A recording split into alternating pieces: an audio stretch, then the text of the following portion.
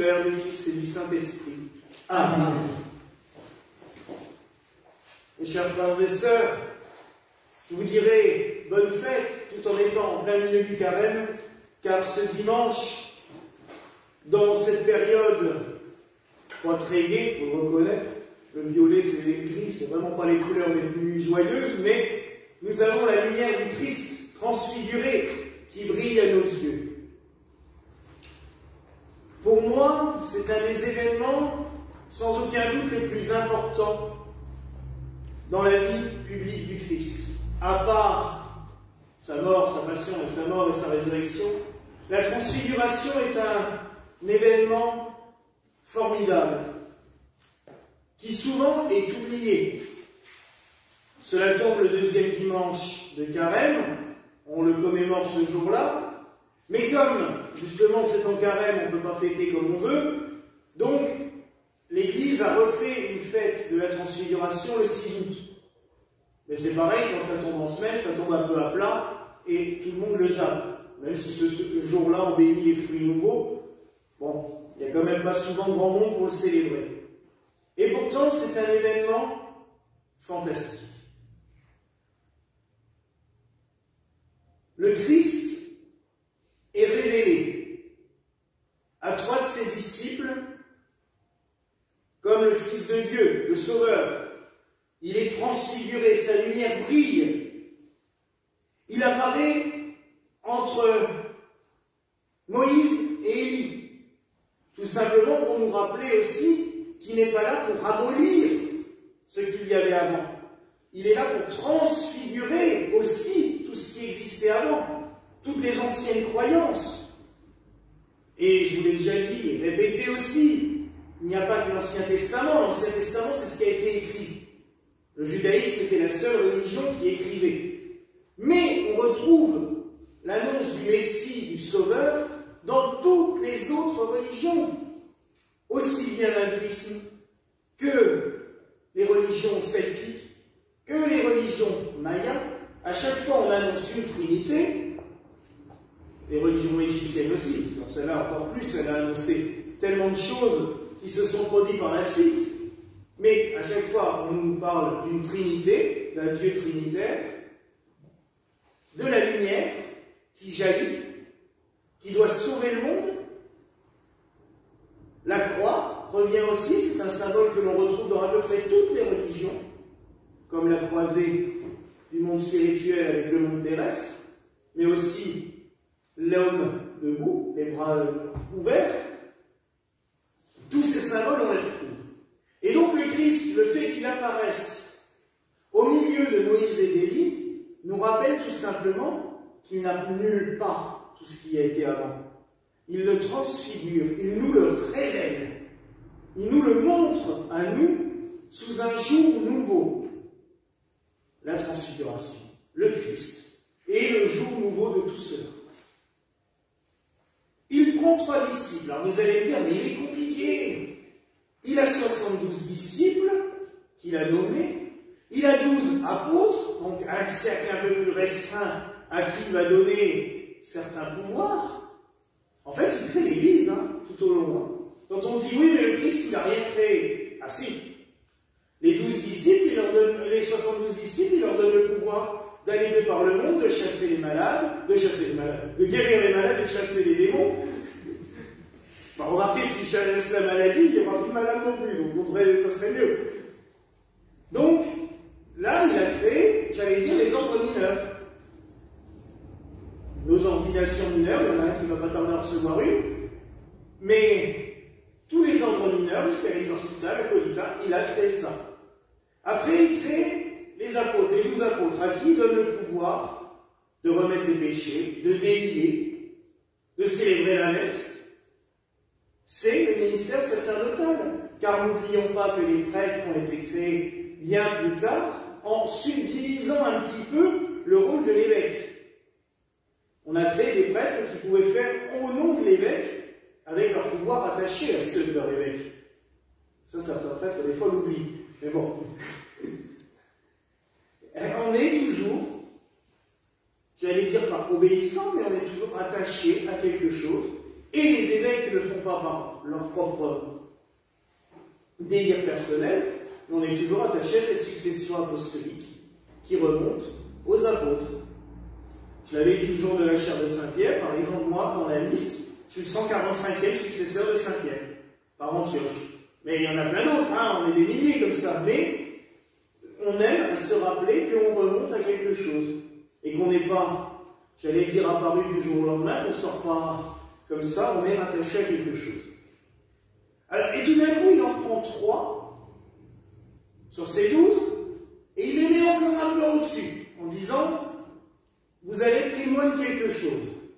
Ah oui, la transfiguration. Pierre, Jacques et Jean sont connus. C'est d'ailleurs eux qui seront témoins encore d'un autre événement. Là, ils sont témoins de la divinité du Christ qui se manifeste au monde. Mais le jeudi saint, dans la nuit du jeudi au vendredi, c'est ces mêmes 3 apôtres que le Christ va emmener avec lui au jardin des Oliviers, aussi une montagne. Et là, ils vont le voir dans son humanité pleine et entière. Le Christ agonisant, ayant peur, réclamant à son Père de ne pas souffrir. Quand il dit « Père, éloigne ce calice de moi », mais tout de suite après « Mais que ta volonté soit faite et non la mienne ». Mais c'est quand même le Christ humain qui se dévoile à leurs yeux en disant « Mais oui, il est pleinement Dieu, mais il est pleinement homme ». Et c'est ce témoignage-là que Pierre, Jacques et Jean sont amenés à apporter autour d'eux. Et c'est Pierre, Jacques et Jean, j'allais dire, qui vont former l'Église universelle. Souvent, depuis 2000 ans, on essaye de mettre les uns et les autres en opposition. Pierre, oui, Pierre c'est l'Église de Rome, c'est dictatorial, c'est le dogmatisme. C'est vrai que ses successeurs ont tendance des fois à être un petit peu autoritaires.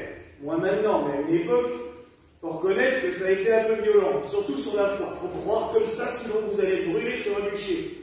Bon, c'était pas la meilleure solution, c'est pas ce qui a ramené le plus de fidèles, au contraire. Mais Pierre a aussi été celui qui nous a transmis le pouvoir de lier et de délier. Le Christ lui a dit à lui, tout ce que vous aurez délié sur la terre sera délié dans les cieux. L'héritage de Pierre est important dans l'Église. Il nous a été communiqué à toutes et à tous, les prêtres, les évêques, à nous, après, d'en faire profiter les fidèles. Et je l'ai déjà dit pour la chaire de Saint-Pierre, mais je le répète, parce que c'est vraiment quelque chose auquel on ne s'imagine pas. Quand le prêtre à la messe dit « Je vous délie et vous absous », mais c'est exceptionnel, car il ne nous enlève pas que nos péchés. On a trop longtemps limité à ça, t'es un pécheur, il faut peut-être te faire pardonner. Être délié, c'est être délié de tous les liens négatifs, passés ou présents. Tout ce qui nous pèse, tout ce qu'on a sur le dos, même ce que nos familles nous ont laissé sur le dos, parce que les héritages familiaux qu'on garde depuis des siècles, et puis, à la fin, on a l'impression d'être plus des humains, mais des bagnards à Cayenne en train de se promener avec leur boulet au pied. Alors c'est drôle dans les Dalton de les voir avec ça, mais dans la vie, c'est pas drôle du tout de se balader avec son boulet. Et bien le prêtre, quand il vous délie, c'est cela. Le Christ a donné le pouvoir de lier et de délier. Donc, le ministère pétrinien, comme on l'appelle, dans l'Église est important. Il y a après Saint Jacques. Alors Saint Jacques, c'était le responsable de la communauté chrétienne de Jérusalem. Le premier qui a dirigé les apôtres. Les actes des apôtres sont clairs. C'est Saint Jacques qui dirige la communauté des apôtres, la communauté des disciples, il les réunit. Donc, c'est important. C'est lui qui nous a laissé aussi l'héritage de la liturgie. C'est le premier à avoir écrit la messe. C'est quand même énorme. C'est lui qui a expliqué, j'allais dire aux chrétiens, comment célébrer l'Eucharistie. En mêlant avec une très belle justesse l'héritage de la synagogue, toute la première partie de la messe, c'est la liturgie de la synagogue. Les chants des louanges à Dieu, les invocations, les psaumes, les lectures, et même quand dans le grand rite gallican, ça vous le verrez le dimanche de Pâques, puisque pour dire le dimanche de Pâques, on célèbre la grande liturgie gallicane, quand on fait la procession avec l'évangéliaire précédé du chant de vie à 7 branches, c'est l'héritage de la synagogue quand ils font la procession avec les rouleaux. C'est tout à fait ça. Et Saint Jacques a mêlé ça, et il y a ajouté la célébration de l'Eucharistie, le partage du pain et du vin tel que le Christ lui avait appris. Donc c'est tout un héritage qui nous a transmis. Et une église sans célébration de la messe, elle n'existe plus. Combien de fois on a voulu nous expliquer, depuis 100 à 100 ans, oh mais non, la même église, elle peut se passer, tout ça, on pourrait très bien célébrer à la maison, seul, en petit comité. Même pendant le confinement, des prêtres un peu farfelus ont sorti ça. Ah ben ça va apprendre aux chrétiens qu'on n'est pas obligé d'aller à l'église tout le temps, qu'on peut très bien vivre sa foi à la maison. Oui, ben, enfin, je suis désolé, je préfère prier avec vous tous que tout seul à la maison. Moi, la messe tout seul devant mon hôtel, soit à la maison, soit ici, quand je fais la messe devant l'hôtel de Saint-Joseph, qu'est-ce que ça peut me barber? Tout seul? Alors que quand on partage tous ensemble, c'est comme ça qu'on forme ce que certains vont appeler un égrégore, un élan de prière qui monte vers les cieux. Et en plus, on se renforce les uns les autres. La liturgie est une part essentielle de l'Église. On en a besoin. Et on le voit, les églises qui ont abandonné les rites liturgiques sont au moment de la Réforme, par exemple, se sont vidés. Les gens ont besoin de rites, de rituels. L'être humain est un être qui a besoin de rites. Je ne sais plus quel philosophe a dit ça au XXe siècle, mais il le répétait régulièrement. L'être humain est un être qui a besoin de célébrer. La preuve, célébration militaire, célébration festive, d'anniversaire, célébration ci. On est toujours, l'être humain a toujours besoin de faire une fête ou de commémorer quelque chose. C'est vrai, on vit comme cela. Et enfin, Saint Jean. Alors Saint Jean, depuis des siècles, notamment les mouvements ésotériques, il y en avait très bien, mais souvent ils veulent opposer Saint Jean à tout le reste. Ah, il y a ceux qui suivent Saint Jean. C'est mystique. C'est vrai, Saint Jean, son évangile est extrêmement mystique. Il plane. C'est pour ça qu'on l'a symbolisé par un aigle. Parce que c'est celui qui vole, c'est l'oiseau qui peut voler le plus près du soleil sans se brûler les yeux. Et Saint Jean est sans doute celui qui est monté le plus haut dans la théologie, qui s'est approché le plus près du Christ. Monseigneur Jean de Saint-Denis, un évêque orthodoxe des années 50, disait une formule magnifique. À la Sainte-Seine, Saint Jean, on le voit, il le raconte, il pose sa tête sur le cœur du Christ. Et Monseigneur Jean de Saint-Denis disait, Saint Jean, celui qui a écouté les battements du cœur de Dieu. Parce que c'est beau.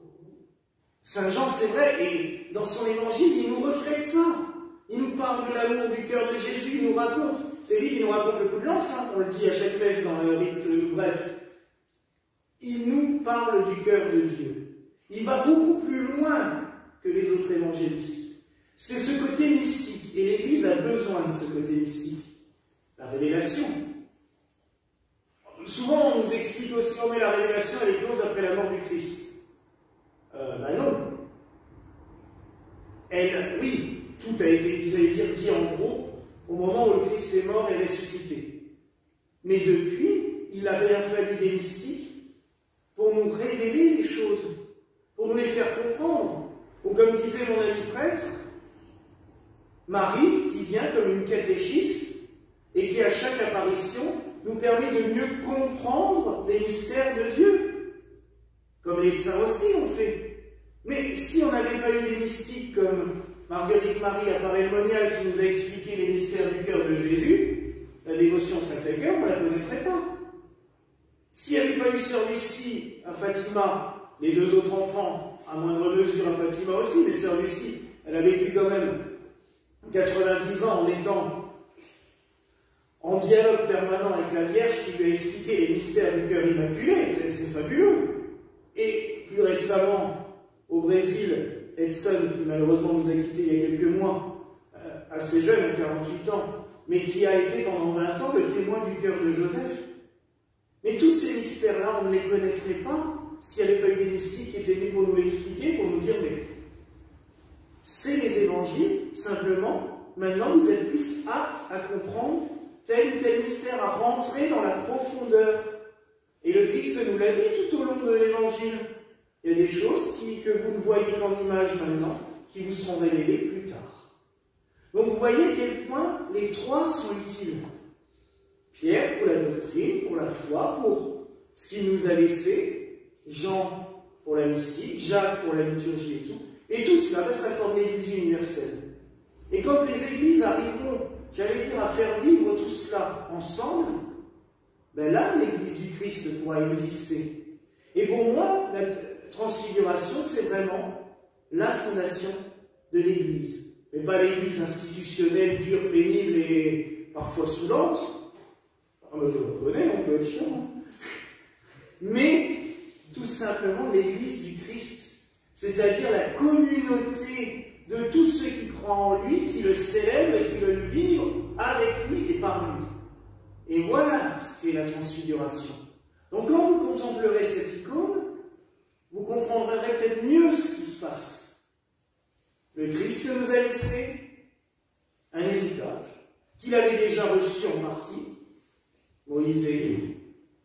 Il l'a transfiguré, il nous l'a révélé et il nous l'a laissé en héritage par trois témoins particuliers, trois témoins privilégiés qui nous enseignent, mais qu'on doit toujours écouter. Ne pas les oublier, ne pas les laisser tomber. Et pas prendre un et pas les autres. Non, la foi, elle est complète. On ne prend pas ce qui nous intéresse et on enlève ce qui ne nous intéresse pas. Sinon, c'est plus la foi. Donc, mes frères et sœurs, en ce jour, j'ai parlé longtemps, je sais. En ce jour, laissons-nous transfigurer par le Christ. Laissons-nous transformer par lui. Que sa lumière brille en chacun de nous. On en a besoin, sans cesse. Et que sa lumière qui jaillira au matin de la Pâque brille dans le monde entier et brille aussi plus particulièrement dans nos cœurs. Voilà la grâce que je nous souhaite au nom du Père, du Fils et du Saint-Esprit. Amen. Amen.